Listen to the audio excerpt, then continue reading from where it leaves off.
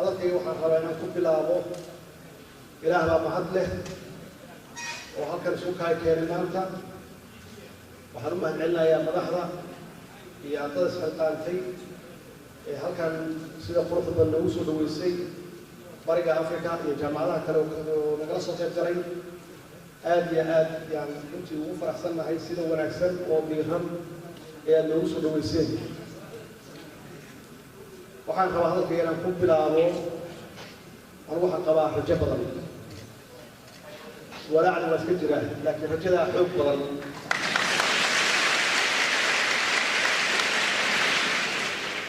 رجاء وحي تحي أنت وناشر وزير كتعليمته أو شيء أنت سكول هوس للصيد أنت سكول صار للصيد أنت جامعة فيها لا يقول أهل أرطال الشيء أو جامعة سكول لها إبتاء برامريكا إلا جامعة إبتاء ولو قياسه لا بقولكم يوم يقول أهل أرطال الصوماليين وحتى إبتاء جامعة لها سكول لها وأتمرن كرو وهي جاري كلام بقولكم مليون وجاري كلام رجل عن قروحي تاي إنتاس أو أرضية وحبرتين وها أي قوان كلام تعليمته يكون قوان كلام وضربه يكون مري كلام حي اللي وحلونا هنا اللي يريد تعليمته وافتين كنوش إنتاس أو متعلمين وحبرتين رجل عن قروحي تاي إنت أي سوماليا هرموني كلام أين هرمر جالسين كلام واحد سهل ما وولي بقول شيء قال إلى هذول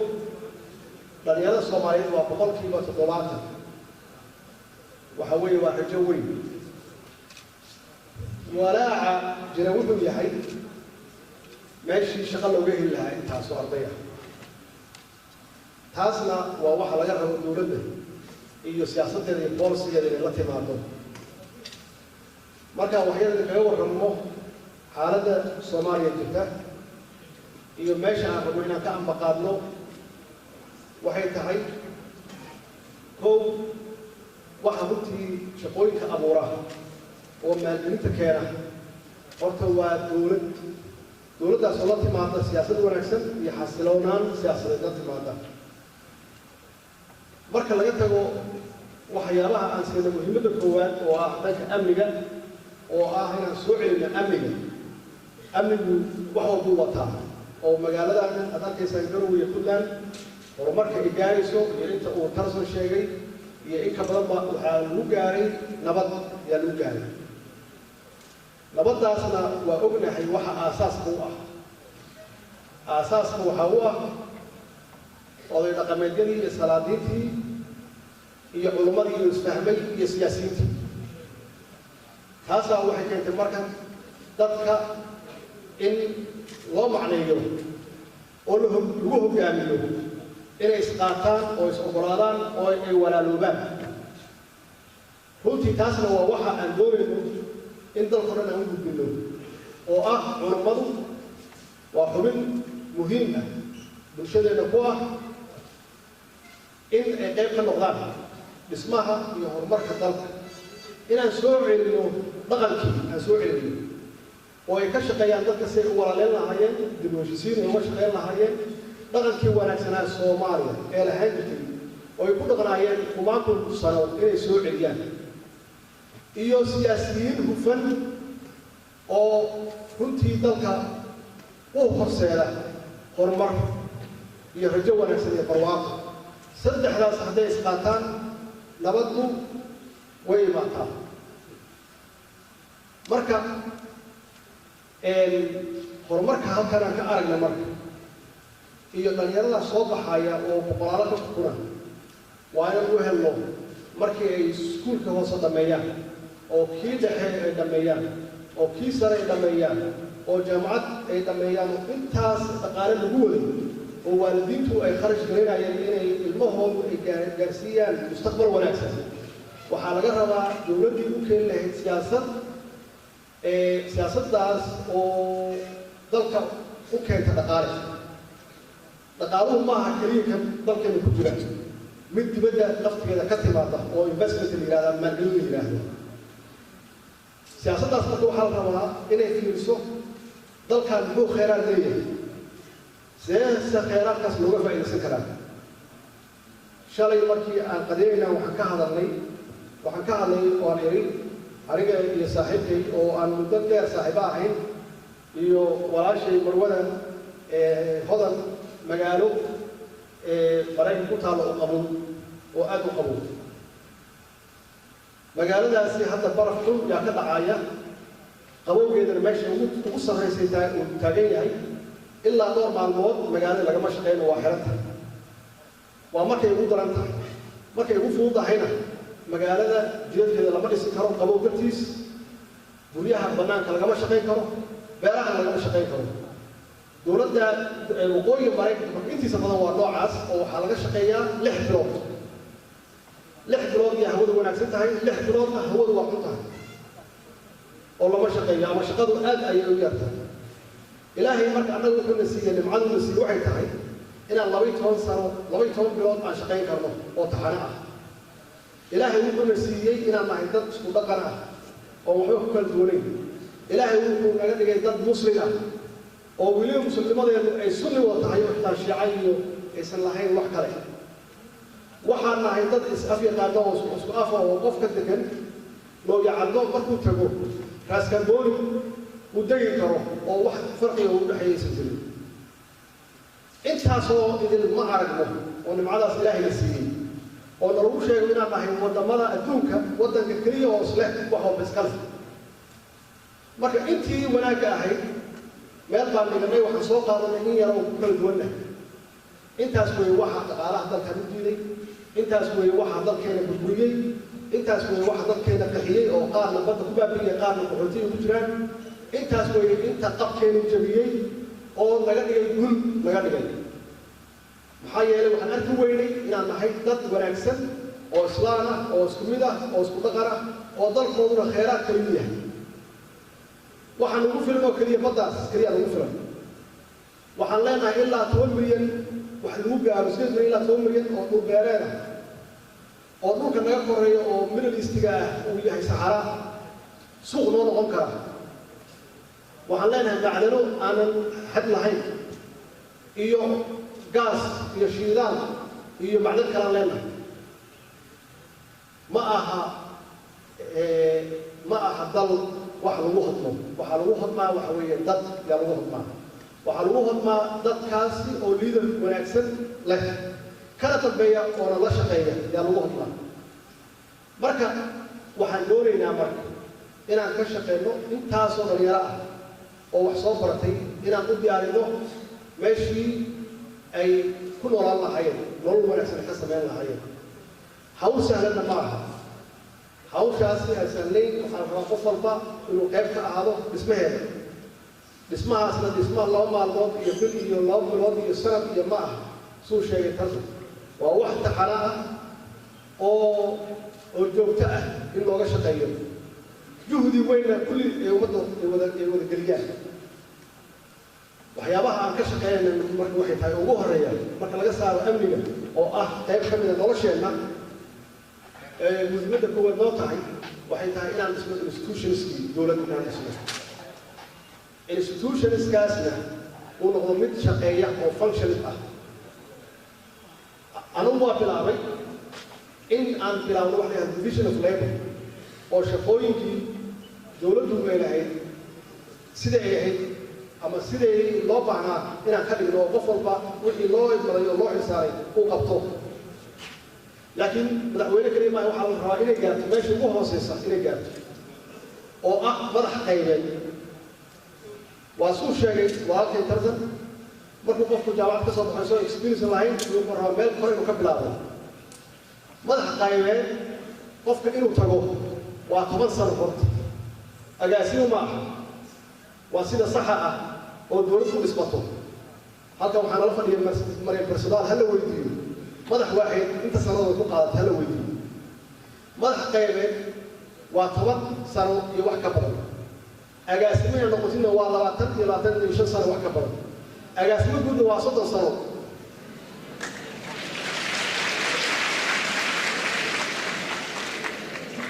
wasaaraddu ma aha waxa shaqada qabta ama laga rabaa wasiirka ma aha wasiirku waa hoggaanka sare ee boolisiga dowladda kore مثلا يوم ومثلا بس شقده waxaa wada agaasimaha guudka wada agaasimaha guud waxa rabaa inuu ka aqoon badan yahay ka khibrad badan yahay waxa wasaaradda u shaqeeyo dhan ku soo bood ma aha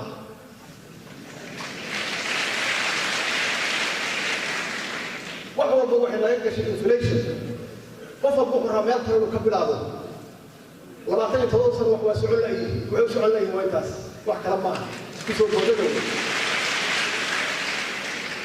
marka waxaa la rabaa in la yeesho patient iyo dulqaad qofku markuu jaamacad ka baxo waa inuu meel hoose ka bilaabo maalin walba jaamacaddu ma aha khibrad inay ku siiso maaha jaamacaddu waxay ku siinaysaa waxay ku siinaysaa khibradii oo aad meeshaad ka bilaabdo taqaano meeshaad ku dhammaan lahayd aad taqaano laakiin weli maadan fuulin baabuurkiio ma tegin weli meesha ugu dambaysa waxay ku siinaysaa jidka ku tusaysaa keliya لكن ما شاء الله كنا تروحوا بعنتها خبرات بدل مرات بدل على الوطن سيا بيش أدو جرت تاسوي واحد كشقين إنه أو institutional building أنا كشقين إنه أو أريهم أن هؤشي أن أسيب أي شقدي فرنت أنسي فرنت إنه حلاقة ربع إنه وزير هذا أسيب أي جسوا أو هو سيب جسوا وزير إنه حلاقة ربع إنه الصف أجازمه يقول يوم إنتيكوه سيسمو بساط ربع كذب shaqadu meesha ay ka bilaabanayso hoose yaa ugu dhibka badan marka agaasimaha madaxa qaybta ugu shaqo badan wuxuu ka shaqo badan yahay madaxa agaasinkana wuxuu ka shaqo badan yahay agaasimaha guud wasiirka ugu shaqeeya marka laakiin hadda saas ma aha wasiirka laga yaabaa wax dhan inuu qabto yaa laga yaabaa waxaa laga yaabaa barnaamijka hawsha dadka inuu qabto waxoo dhan waxaa laga yaabaa inuu isugu soo beesho madaxweynaha وحفيز يسمو نقضه ليش الكلمة ساس معه واحد دولة مش غير ساس معه وفور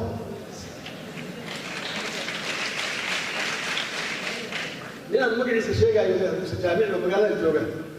يا وحولي ومعلم جامعة معلم هي وحولي أرتدي لا وحي ويدي سومالي الحاكة على يسار نكو سنة أنا ويجوي ده أهم ويجوي wuxuu waxa ka hadlaysan hal action kaliya hal ficil kaliya ku tusayay wuxuu sameeyay ifirin kamu iska siibay darbu fuulay darbisaar sameeyay darbisaar ma xasuusta anigu soo sameeyay laha marka isma lahayn qof kontin jira ama fartin jira ee darbisaar sameyn kara wuxuu ku tusay hal action hal ficil ku tusay wuxuu Soomaali marka waa noocan madaxii baa hooseeya wabiina waa koraya marka waxa weeye inaan si nidaamsan oo proper aan hawshu bilowno qof walba uu dulqaad yeesho dulqaadkaas aan u gaaraa in dal uu ku dhismo taasi waa mid labaad oo aan ka shaqeeyno waxay tahay inaan bedelno fikirka laga qabo dowladnimada inaan bedelno fikirka dowladnimada laga qabo 4.5 waxay ugu soo fiirisay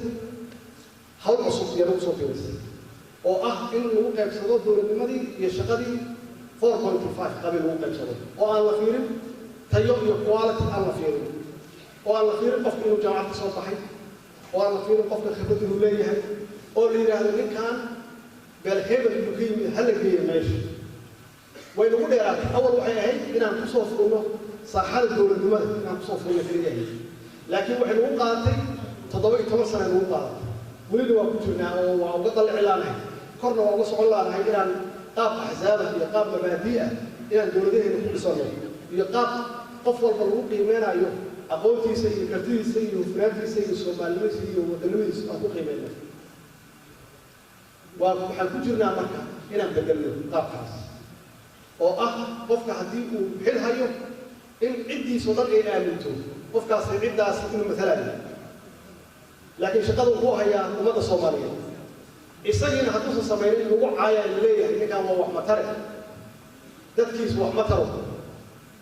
وهي كانت المركة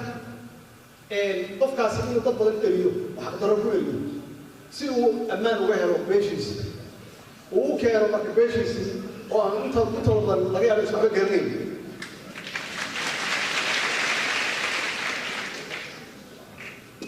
إلا مش ممكن رئيس صعد. marka hadda maxaa filaysaa marka meel laisku shaqaaleynayo iigey nin raga iska dhig dadkaaga ha ka tegi waxaad ka filayso waa xaalad hadda aan ku jirno wey oo 17 sano weli aan la daaladhaceyno inaan institutionkii qaranka aan dhisno oo wax walba inflation ay gasho oo qof walba uu yidhaahdo hebel uu yaqaan waxba garanayn yaa wax ah ina adeerkiisaa siiyey aniga adaa ii diidan isii wax oo wixii ay noqoto tartan qabiil ay noqoto bes aysan noqon tartan dadnimo iyo dad aqoon iyo aysan noqon marka inaan bilaawno hawshaas oo xafiiskaygu ka bilowdo oo xafiis aan la oran xafiiskan waxaa iska la reehayno oo leedahay xafiiskan waa xafiis soomaaliyeed oo idinkana iimaanka aad qabtaan oo dadaalkiina iyo kartidiina iyo aqoontiina aad ku tagtaan meesha aad rabtaan cadaaladiina laakiin ay timaado meesha oo cadaaladii aan ka shaqeyno oo aydan waxba ku waayin nin kale oo xun iyo adoo wanaagsan inaydan waxba ku waayin macnaheedu waxay tahay imtixaan in la galo qof walba intuu maskaxdiisa shiilo uu wax ku helo ee inta uu awowgiis magaciisa yahay suu waxba ku raadiyo taas waa ka shaqeynaynaa oo hawsheeda waa ku jirnaa tan labaad oo aan dadka inaan ka bedelno sida u fakeraan waa musuqmaasuqa oo iyadana ku dhex jirta systemkeena oo si xun ugu dhex jirta oo nalagu tilmaamo inaan nahay dadka adduunka ugu musuqmaasuqa badan inaan bedelnaa iyadana loo baahan yahay dad islaalan nahay dad dhaqan fiicanan nahay dad wanaagsanan nahay inaan nalagu tilmaamin dad xun inaan nalagu tilmaamin oo aan noqon dadka adduunka ugu wanaagsan awowayaasheena waxay lahaayeen qab bay lahaayeen waxyaabaha xunka waa ka xishoon jireen waana ka fahmi jireen annagana waxaa la rabaa inaan saas yeelno iyo si ka fiican marka in aan ka fogaano musuqmaasuq marka koowaad waa xaaraan oo inaad qof u eexato oo qof kale aad ku takrifasho oo cadaalad darro aad ku samayso qofka waa xaaraan maxaa yeelay waa lagu soo istaajinayaa aakhiro adduunkana intaad nooshahay hay-adda ka shaqaynaysa hor u socon mayso maxaa yeelay qof kaa liitaad keenta meeshaas meesha lagaa raganaad keenta qof kaa wanaagsan oo hawsha kuu dhisan hadda businessyada maarata dadka ganacsatada ah Soomaaliya waxay u hodmeen oo dhaqaalada dhex u maray waxay qortaan qof walba qof ka fiican yahay maxaa yeelay waxay rabaan qof kale inuu lacag ku sameeyo qof walba qof ka aqal xun yahay ka aqoon daran yahay ma keenaan maxaa wax la wada leeyahay oo ma ka dhaxaysana maxaa u diiday taas marka wax la wada leeyahay ma inaan duminaa waxa qof gaar u leeyahay ma inaan dhisnaa wax waafaqaya maaha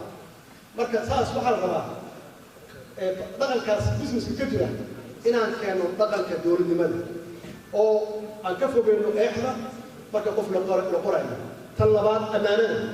ummadda waxa loo soo aruuriyo in si fiican loogu maamulo maxaa yeelay waa xaaraan wax ummad ka dhaxeeya oo camoolo leh oo dhagoolo leh oo mid xanuunsan leh oo mid hadda caloosha ku jira leh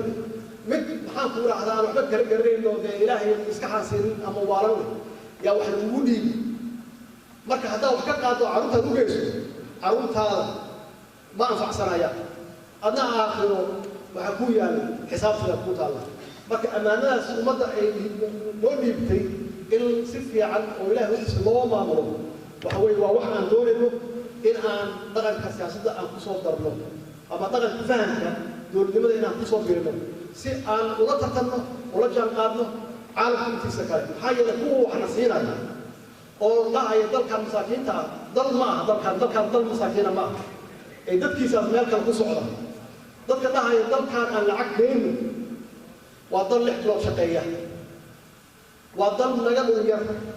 waa dal naga khayraad yar waa dad aan ka wanaagsannahay yaa waxay leeyihiin dadkan